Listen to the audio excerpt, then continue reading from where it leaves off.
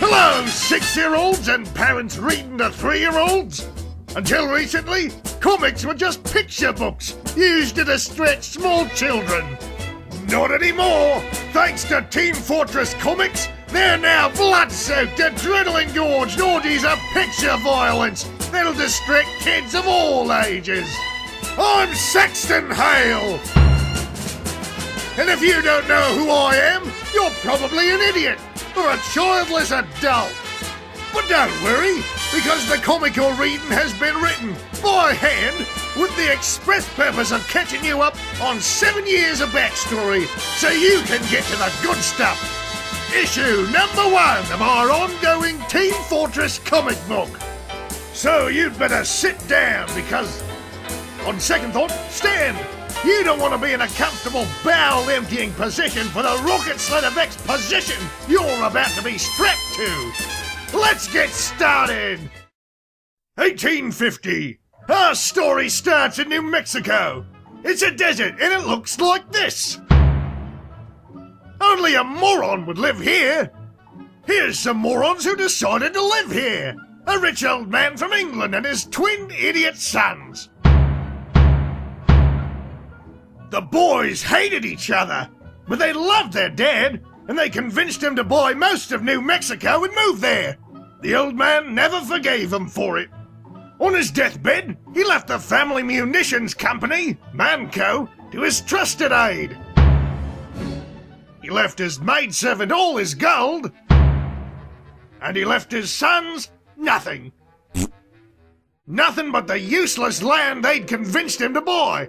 And he gave it to them to share, so they'd fight over it till the day they died.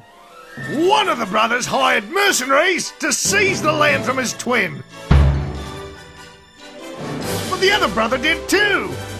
The ensuing land war has gone on for 120 years now, as dramatised in the documentary video game Team Fortress 2.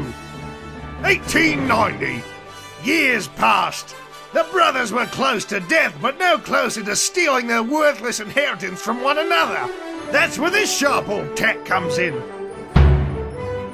One of the brothers hired a brilliant engineer to build a machine that'd make him live forever. If he couldn't beat his twin for the land, he'd outlast him for it. Only problem was, this lady secretly convinced the engineer to build a machine for the other brother too. Why? Nobody knows. But now the brothers are both practically immortal, still idiots, and doomed to pit their mercs against each other forever. You're probably asking, Saxton, how can I build a life-extending machine? Well, first you need some Australium. And good luck, because it's hard to come by. It's the most valuable substance on Earth. When we Australians found it, it turned us into Supermen. Look at that city up there. Pretty futuristic, right? Guess what? That's Australia in 1890. Still 1890. Now it's 1930. Anyway, more years passed, the brothers didn't die, and the war continued. Now it's now. That brings us to today. Good old 1972. I'm in charge of the family business now.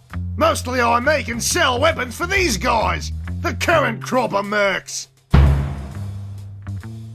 These two lovely ladies help coordinate the massive land war the mercs fight every day.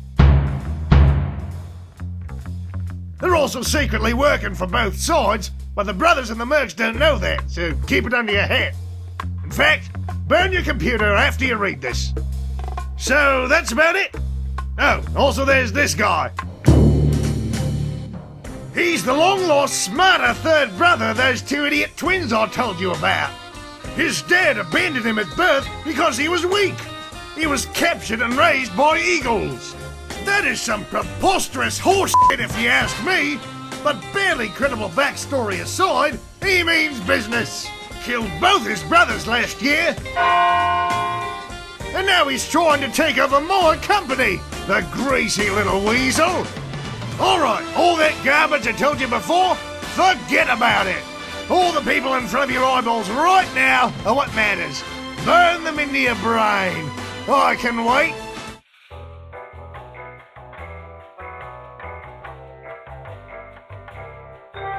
Memorized? Good! Now you're ready to read Team Fortress Comics. Click this page to go right to issue number 1. Happy Free Comic Book Day, or as we call it here at TF Comics, every day. Get clicking.